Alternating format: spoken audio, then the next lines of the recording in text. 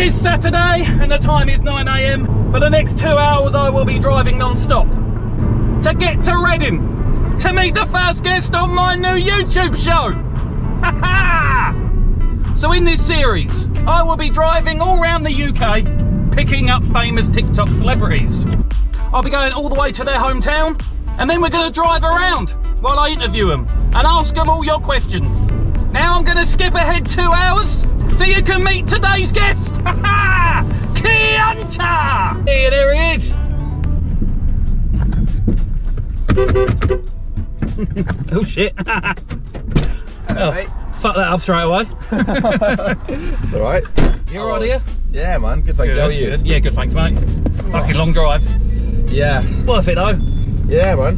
100%. So, Jack, the idea is I'm coming on YouTube and I'm going to start this new series where I drive around the UK picking up famous TikTokers and I'm going to have a load of fan-based questions and I'm going to ask you them and we're just going to talk through them. Perfect, mate. Sounds good. Oh, brilliant. All right, let's start. So the first question we got was, if money was no object, what would your dream car be?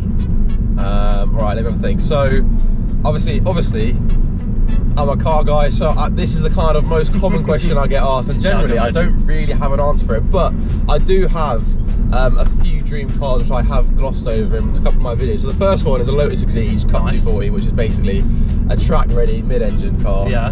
Love that. An R32 Nissan GTR. It's a bit more mainstream, but I love that thing as well. And the last thing I go for is probably a Lamborghini Murcielago, like I think it's a 6-speed gated manual, so I'll probably go for that. Very nice. Yeah, man. Right, what if all those cars were in front of you right now and a bloke was standing there with all 3 keys, said, Jack, you can take any one of these 3 home today, but you've got to pick one of them? Probably an R32, honestly. Yeah. Nice. But the condition is you had to swap it for Boris. Oh. I probably would, to this. The Boris is great, but yeah, that R32 is it's different. Yeah, I wouldn't blame you. Just give me another 50 quid on top. Alright, the next question I got was, what are your 3 favourite tools to use for your car? Well, the kind of main one is a socket. Yeah, socket 10 wrench. mil. 10 mil socket wrench, of course. There's this one that I use. I'm not really sure what it's called, but basically when you're putting on new springs, you basically have to like compress the spring and then you can like fire it off. Right, yeah. So, and that's really fun to use. So basically dangerous, you can, though. Yeah, well, it's a little bit, but if you know what you're doing, it's fine. So you just basically compress the spring up and then you release it and then the shock fires off into the distance. Right, okay, yeah. So that's another one I quite like using. And what would I say? I mean, obviously it's just, you know, your Phillips head screwdriver is like kind of your... You can't really live without that. Can't really live with that, and that's like the main kind of one for, like, for example, if I'm changing like little interior bits and bobs, that's something you can do. Do you do a lot of work on cars? Yeah, well, basically what I do is I'm not a trained mechanic or anything. I kind of just wing it whenever I do stuff. I'll do like the easy stuff, like I'll do an induction kit. You know, I can change the brakes.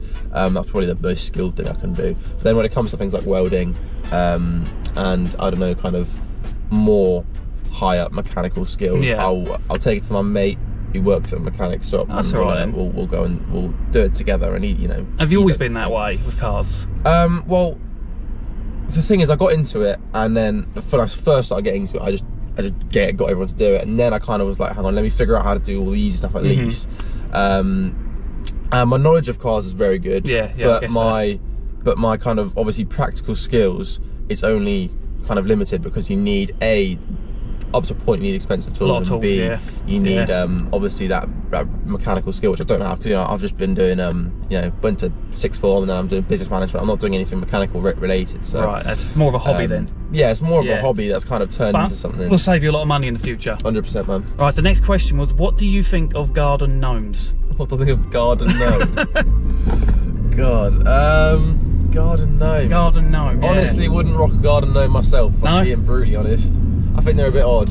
I mean, I just think that, you know, they've got like an evil spirit to them, aren't they? Kind of creepy. Okay, yeah, I'll get that. So more of a creepy thing. Yeah, creepy. It's a little bit like dolls. Yeah, personally, I find them tacky. Yeah. I think they're tacky as fuck. Yeah. So I'm not a fan of them. All right, next question. What 3 things would you recommend to someone who is looking to start modding their car? 3 things. Okay. So the first thing I probably recommend is go to Halfords, and then you can get this like lifetime guarantee toolkit, kind of your baseline toolkit. Get that, and that's that's gonna, you know, you can strip a whole engine apart with that. Oh, really? Toolkit, if you've got the knowledge, of course. Yeah. So, you know, that's a really good thing to get if you want to start modifying your car. Like, you know, it will open up doors, like, you know, just doing little things like an induction kit, like a, you know, like if your brakes, if you want to watch a YouTube video how to do the brakes, then you can do that. And another thing I'd say, I mean, if we're talking modification wise, obviously the most common first mod is an exhaust. Right. Yeah. That's something I'd side exhaust. Yeah, well, or a side exhaust in Boris's case. So yeah, an exhaust. Coilovers are quite a common one, and also an induction kit, as I said earlier. Yeah, Probably nice. Those mods. And they're all things you could do on your own. Yeah, an exhaust, yes, unless you're going down the welding route. You can fit an exhaust that's already made for your car. Yeah, just bolts, you know, it's not too difficult. Right, so what would you do differently, if anything, if you were starting on Boris right now? Honestly, I wouldn't do anything differently, but if I had to, the thing is with it is that all of my followers have been choosing the mods. Yep. So that's kind of the whole idea of it. So if I say, oh, I regret doing that, then it's kind of like regretting just like picking one of my followers' decisions, like, you know, and it's always the top comment. So it's like, it's not like I even choose it. But you've been happy with every top comment so far. The thing is, it's not even whether I've been happy with it. It's like, that's the whole, the point of it is that I'm probably not happy with it, and it's that makes for a good entertainment. Like sticking on a big wing onto a car that doesn't need it. It's like it's like part of the entertainment. Yeah, definitely 100% on that. So that's why I think I wouldn't change anything, because it's not really my car. Like, it's kind of a follower's car. Yeah, exactly. Yeah, I get that. Next question is, did any other account influence you to start your channel on TikTok? I did see a couple of like car accounts with like 100k. Yeah. And I was like, oh, wouldn't it be awesome just to get to like 100k? That'd be mad. Yeah. And I was like, well, I've heard you can like get kind of like, you know, growth on TikTok quite quickly. So I was like, you know what, fuck it, let's do it. Fuck it, yeah. So I just the first video I did was literally just like this. I had an old micro and it was turbocharged and it looked really sick in the engine bay. The whole bodywork was absolutely shoddy. Like, it was dreadful. So what we did was we did like a little video showing the bodywork, and everyone thought, oh, this is a shit car. And then as soon as you open the bonnet, it's like, wow. And that was kind of the first video, and that did really well. And that kind of was like, oh shit. I was like, what, 700k views in my first video? I was like, on your first video, that was? Yeah. Right, wow. First video I saw of yours was the pink wheels. Really? How many videos in was that roughly? Well, that's quite a few. Quite a few in, yeah? Yeah, because I kind of did like little bits and bobs. I got to like 50k on TikTok, and then I kind of stopped it for a bit because I was like concentrating on uni, and obviously my mates were like, take the piss. But then I was like, you know, fuck it, I've got 50k, let's get into it. So in December of 2020, I was like kind of grinding out like the videos like on my opinions on cars, and like I saw that. Kind of like all those kind of different videos. And then I had the idea for the Shitbox series in January, and that's when it kind of blew up. Because with your videos about cars, not Boris, just general, like you give me your opinion on this car here. Yeah. They're quite niche to people who like cars. But I think the good thing about Boris, you don't need to know or like cars to enjoy that series. Exactly. It's very mainstream friendly, which is why it's done well. Like if you just enjoy seeing something being created in some tacky colours, and like, you're going to enjoy Boris. 100%, yeah. So that's exactly why I think it's done well. What would you say is the #1 key to success? Now I think they're talking about a TikTok channel. Yeah, okay, I've got some very good tips for this actually. Now, the first thing I'd say is be persistent. Don't look at the numbers, because what's going to happen on TikTok is you're going to have one video that gets like 600k views and one that gets like 10k and not your 5k, and you're going to be like, what? I did a video that was like even worse and I got 600k. Yep. Like, why am I only getting 5k on this video? So that's the first thing I'd say is don't look at the numbers and just be persistent. Second thing I'd say is pick a niche. You know, if you've got a kind of an idea for a channel, don't, like, for example, I like the gym and going to the gym and keeping fit, but I don't include that in my TikTok because like it would be confusing and splitting my audience, and people wouldn't kind of know what they're there for. So that's why it's purely cars. So that's kind of my niche. Obviously, it's purely cars. And then obviously, apart from being persistent, the only other thing I'd say is when you're actually making your videos, the first 5 seconds are the most important, and the last kind of 5 seconds as well. And the reason why is the first 5 seconds is the hook. You got to get them involved. Oh yeah, I'm interested in this video for the first 5 seconds.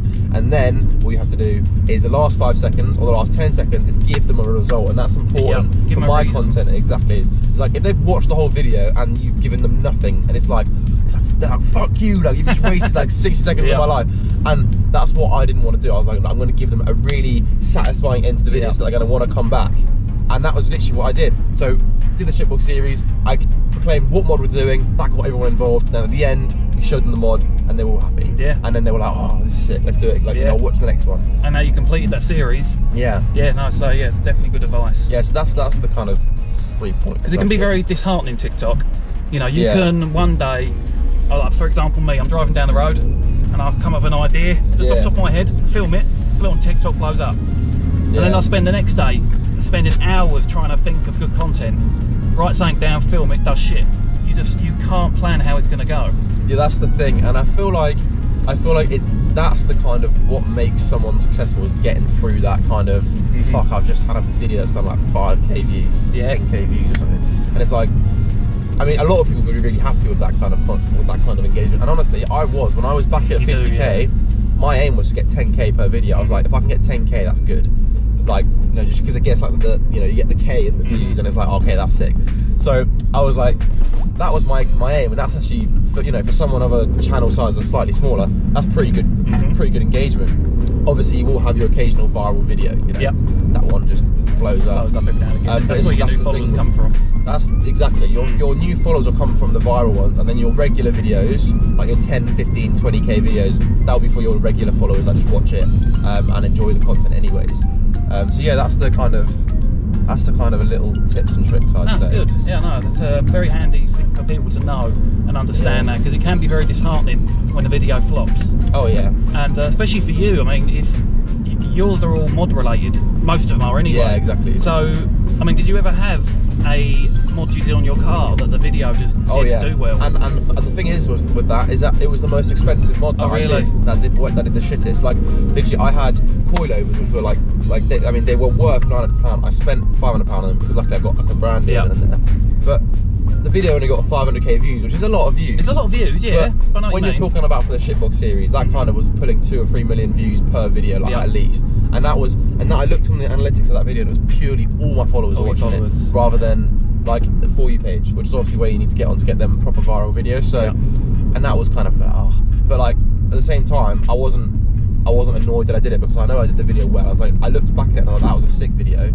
And I know the people who watched it enjoyed it. So all I take out of that is it was a good video, my followers enjoyed it, and it continues the series, so I can do the next one.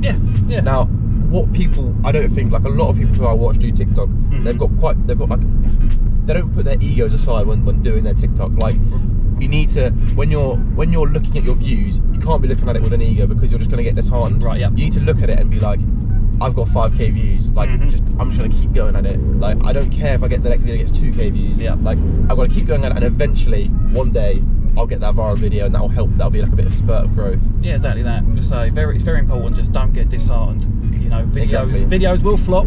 Exactly. And videos will go viral. Right. So you've been given an elephant. You can't give it away or sell it. Right. What would you do with the elephant? I can't give it away or sell it. What would I do with the elephant? So I've got an elephant. So I can't take it back to Africa. No, you can't give it away and you can't sell it. So it's like just sitting in my yard? Yeah, it's like a pet, I guess, that you can't get rid of. Right, okay. What would I do with it? I'd probably use it for like towing things. animal like slave labour. Yeah, I'd use it for like towing things and just riding. I'd take it on, like, for example, if my parents are going on the New Year's Day walk, I'd just sit on the elephant and just let it do all the walking for me.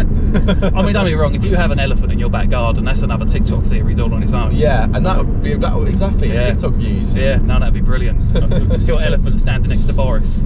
Yeah, mate, that'd be a dynamic duo. What's the biggest failure you've had on your channel? Ooh, on my TikTok channel. I mean, I have little failures every day. Like, I'll start a series that doesn't do well, but I'm not sure whether there's like one massive failure that like jumps out to me, because, you know, obviously with TikTok, you have your ups and downs, but the ups are never really like the ups are never really like, I mean, to be honest, sometimes the ups are like really mad, but like, for example, when your video flops, it never really does any damage unless you spent a load of money on it. Yes. And, you know, the only time that really has happened was with that coilover video that I mentioned earlier. Yeah. If that wasn't part of the series, and it just did really shit, let's say a couple of thousand views, in theory, you could have just deleted it. Yeah. You know, you didn't have to have that hinder in your account. Exactly. And that's what people think. People think it hinders your account. And like when you've got a video that does like 2 or 3k views and you expect it to get like 20 or 30k, it's like, it doesn't hinder your account. It's that there are so many external factors that you're not in control of that could be affecting it. Like, for example, say there was loads more videos that are being posted right now than that are usually being posted. Yeah. Your video then has to compete with a load of other videos on the algorithm. So there's loads of like external factors that you can't control. So just keep it up there, and if the engagement ratios are good, then it will do well. Like, you just have to give it time. But even if it doesn't, if it's a good video, leave it on your channel. It could even have a delayed exposure, like I think that happens a lot. Yeah. You put a video up, you know, first hour it'll get a couple of thousand views and you think brilliant. Second hour it starts coming down a bit, and then you can't just forget about it. It didn't do too well. You just move on, and then a week later, before you know it, you look back here, it's now on over 1 million views. Yeah. Right, so what is the biggest success you've had on your channel? Well, I think that's easy to answer. The shitbox series, obviously. Yeah, definitely. Like that, I mean, that kind of idea, I mean, it was one little idea that I had at uni, and I thought, wouldn't it be so funny if I just got the worst car possible and then just made my followers pick the modification and it would just be a right laugh. And it was just like, it would turn out completely stupid, as it has, but it was just so funny and good entertainment. Did you think it would get to where you got to? Oh, obviously, I didn't think it would. I just thought it'd be a good kind of fun thing to do. And the thing is with it is that now it has done so well. It's like, fuck, I've got pressure to actually post it now, because I know that's what 1 million people are wanting. You know, that's what they wanted when they clicked the follow button. They were like, I want to see more shitbox series, which is calm. And I don't want to post it, but it's always an issue of money, which is fine. Like, I'm trying my best to kind of fund it with the merch and like. Yeah. How's that going?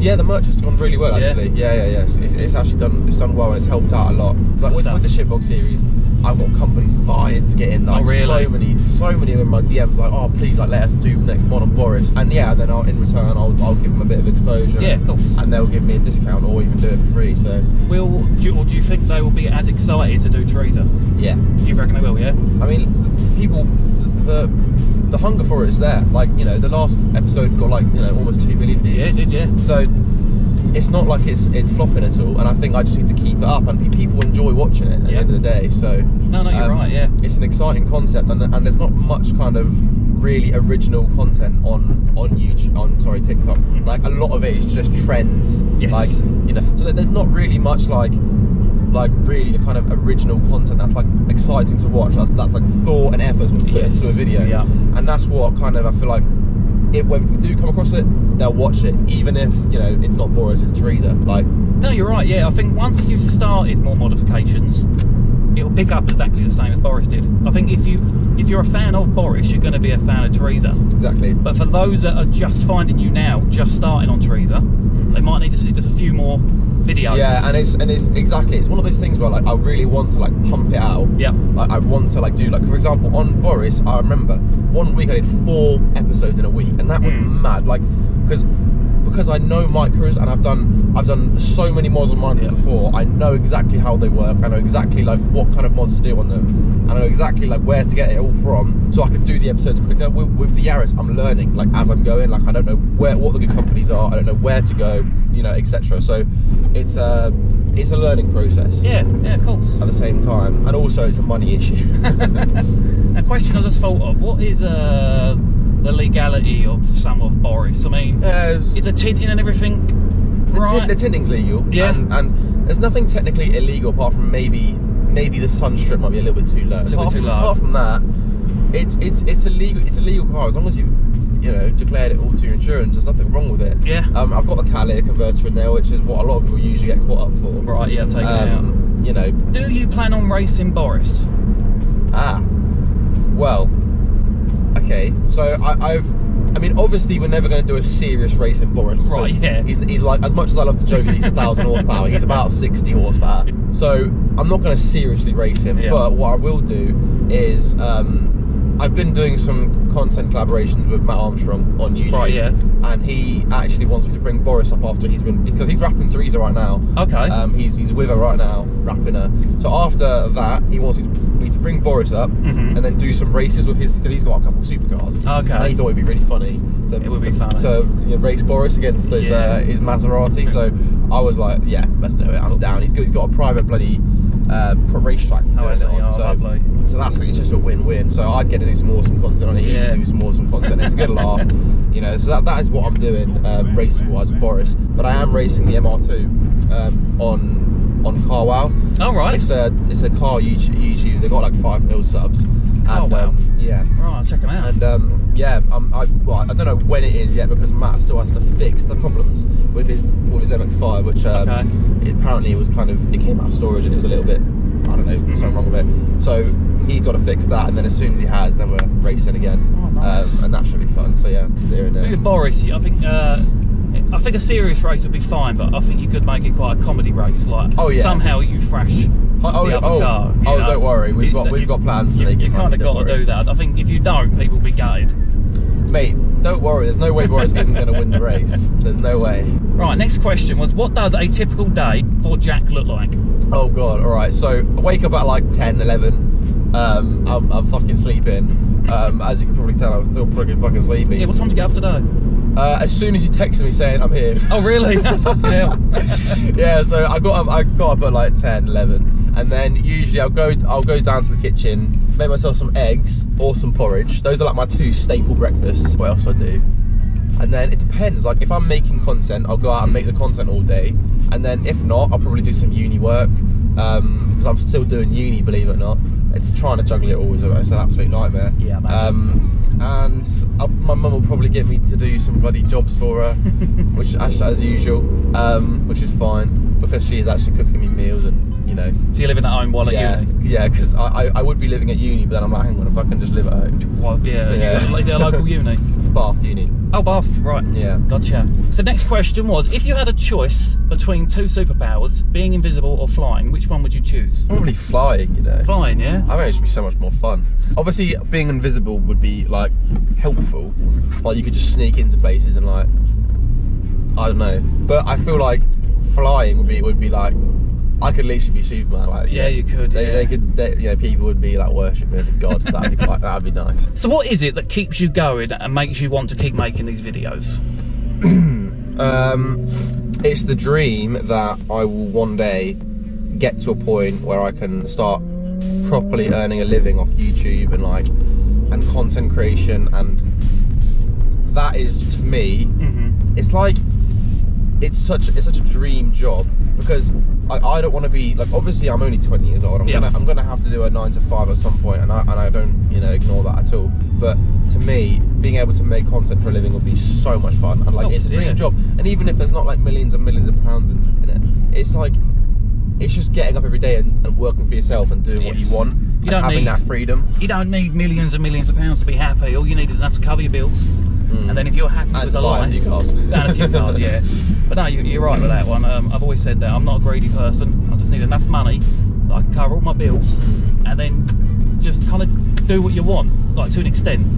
Yeah, have you started a YouTube channel now? Yeah, man. Yeah? And what do you do on that? So I do kind of similar videos, but I'll do, like, for example, a longer version of the Shitbox series where I really go into depth of how we do it, what we do, what my plan is for the video kind of thing. And also I'll do like modified car reviews. I'm planning on doing some first car reviews, like just calling up Nissan, getting them to rent me a car. Oh, that'd be nice. And just even just lend me it, and then I'll do some content on it, review it as a first car. Yeah. And then obviously I know I have a very young audience, so that'll be helpful for them. Yeah, definitely. And also I'll try and make it entertaining as well. So I think now we spoke about you, Jack, and we spoke about Boris a lot. I think it's about time we had to go see Boris. Yeah, fucking do it. Yeah. Maybe me and you should have a drag race down this road. Oh, you'd lose, mate. Oh, but I would, yeah. So here is Boris. Look at it.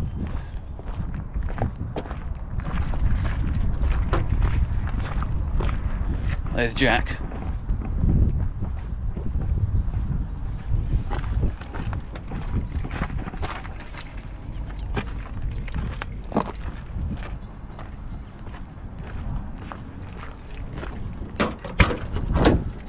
Alright, how much horsepower did you say this thing has? 1,000? 1,000, fucking hell.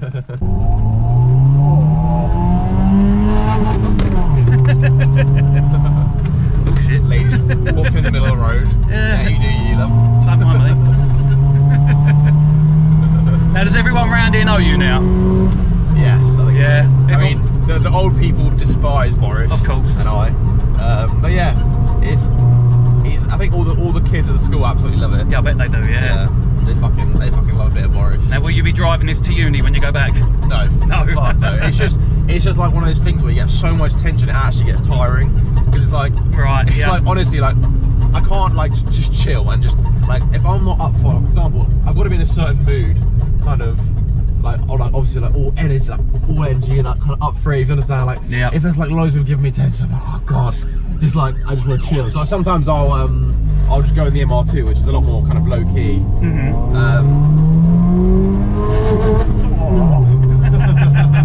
But yeah, like, you know, because this car does garner a lot of attention, so what I'll do is I'll just go in the MR2 to uni, and that's kind of like a good like low key car I can go in, and then yeah, this thing stays at home most of the time. Oh, the Lotus Eglise over there, that's my dream car. Which one? Lotus Eglise. Oh, over there, yeah. Yeah, see if we can catch it up. There it is. See if we can catch it. Speed. That's your 1,000 horsepower there. Boris is he's a specimen, and honestly, when you're driving him, too much fun. Too much fun, yeah. It's too much fun. How much did this cost overall? About £2 grand. £2 grand, yeah. Sponsorships gave me discounts on things, so Right, yeah. that was Good enough. That helped. Yeah. But yeah, all in all, around £2 grand, which for, you know, for what it is. How much did you pay for the Micro? £300. 300 quid, what's the bargain? Yeah.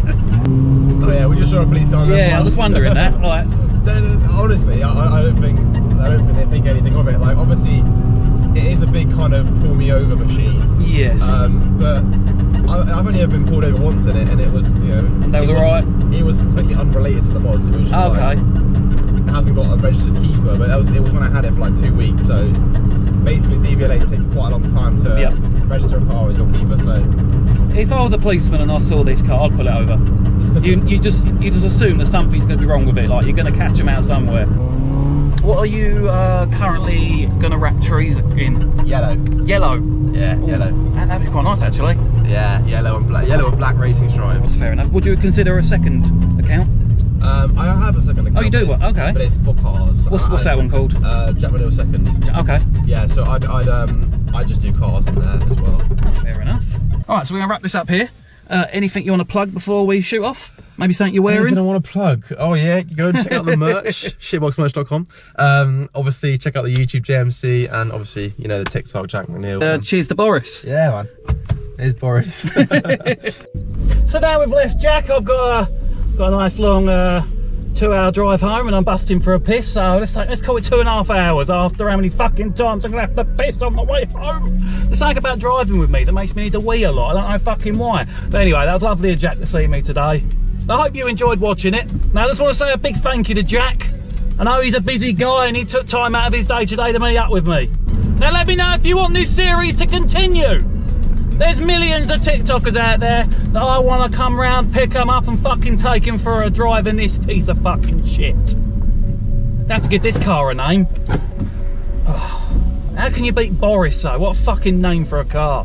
I'll tell you what, in honour of Jack today, comment below what you want me to call this car, and whichever one gets the most fucking likes, that's going to be the name of this car. And I had a little chat with Jack just before I left, and we've agreed when Teresa's done, I'm coming straight fucking back up here so we can fucking check it out. Anyway, make sure to like and subscribe. Make sure you go follow Jack Mcneil.